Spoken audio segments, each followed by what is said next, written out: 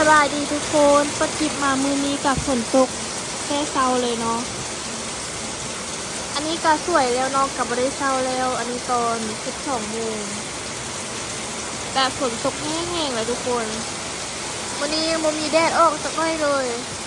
แบบคืม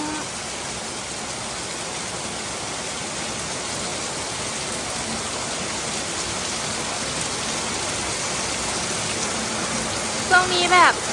เป็นช่วงเดือนอย่างวะเดือน6 เดือน 7ฝนก็เริ่มตกแล้วนะทุกคนเบื้องนี้ช่วงนี้แบบแต่ละมือก็คือแบบแดดออกน้อยนึงแล้วก็คืมมาแล้วก็ฝนตกแห้งๆแบบนี้เลยเมื่อคืนนี้ก็ตกแต่ตอนดึกกับบ่ดึกเนาะแบบคนกำลังจะนอนนะทุกคนแล้วไฟดับพร้อมฝนแบบตกแห้งซะนี่แหละแบบบ่ได้ยินเสียงอย่างเลยมีแต่เสียงฝน กำลังอาบน้ำอยู่กับไฟดับละน้องเอิญใส่เนาะแบบเปิดไฟแม่ปิดไฟเฮ็ดยังโอ้แม่น้องไฟดับเนาะทุกคนดับเด็กเติบมันตึงมาแล้วก็ดับอีกนะพรขนาดให้ทุกคนเบิ้งฝนเนาะว่ามันตกแห้งซ้ำใดอันนี้อยู่เวียงจันทน์เด้อทุกคนบ้านโพคำเมืองไซเซถาอันนี้หลังบ้านเนาะอันนี้ปลูกอันนี้กะน้ำล้นเต็มเลยถ้าเป็นนานี่กะน้ำที่ท่วมนาไม่จ้ะอยู่บ้านพี่กี้คนแหละทุกคนบ่ฮู้ว่าฝนตกบ่อยอยู่ร้องทาย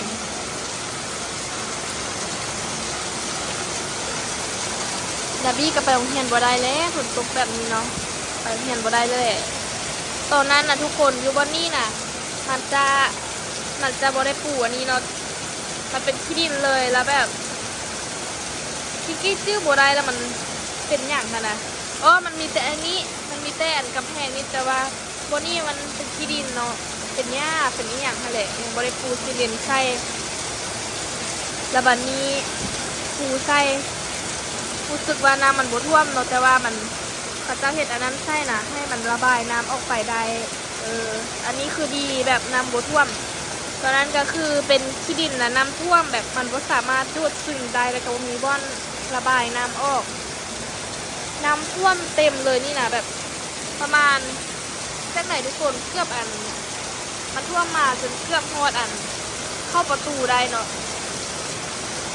แบบไหลออกมาฮอดนี่ทุกคนประมาณนั่นแหละ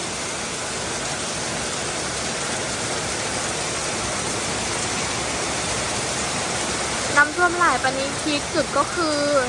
เป็นอย่างยุคันคือบ่มีน้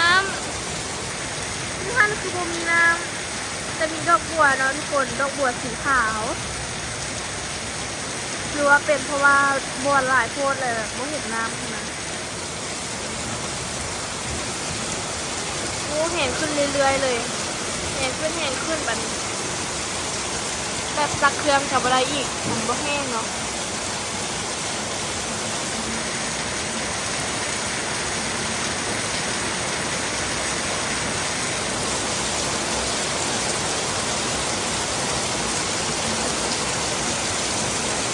เดี๋ยวจะพาทุกคนไปเบิ้งหน้าเหือนกันเนาะทุกคนว่ามันที่ซัมนี่บ่ไปเบิ้งกันปาดพอๆกันเลยเบิ้งรู้สึกว่ามันบ่ค่อยตกแห้งขนาดนั้นเนาะตอนนั้นน่ะตกแห้งกว่านี้อีกทุกคนน้ำท่วมขึ้นมานี่เลยอันนี้คือพิงกี้แบบบ่ได้เว้าโม้นะมันแบบมันจริงนั่นแหละมันยังโบแห้งตอนนั้นเนาะมันก็เลยแบบท่วมซัมนี่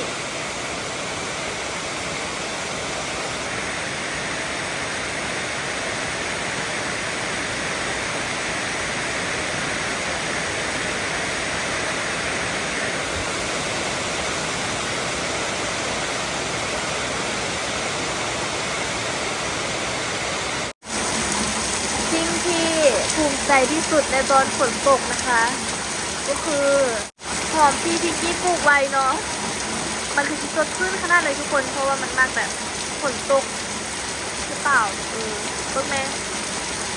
มันแบบก็เที่ยวเลยดอกงามใบแบบงามเนาะ แบบชุ่มชื่นมาก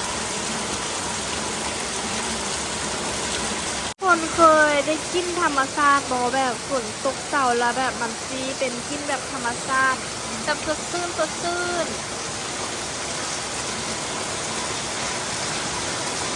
ถ้าฝนตกเสาในยทุกคนเดี๋ยวจะมาสูดอากาศแบบบริสุทธิ์สดชื่นให้ทุกคนเบิ่งกัน อากาศสดชื่นธรรมชาติเป็นกินที่แบบโคตรสดชื่นเลยแบบอยากให้มันมีตลอดนะ มันแบบเป็นอากาศที่แบบเย็นๆไม่นึงเย็นๆแบบชื้นๆสบายๆหอมๆกินธรรมชาติกินต้นไม้ที่มันถึงน้ำหลายๆประมาณนั้นเนาะนี่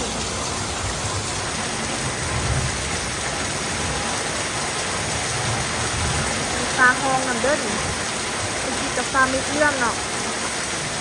ฟ้าห้องก็มา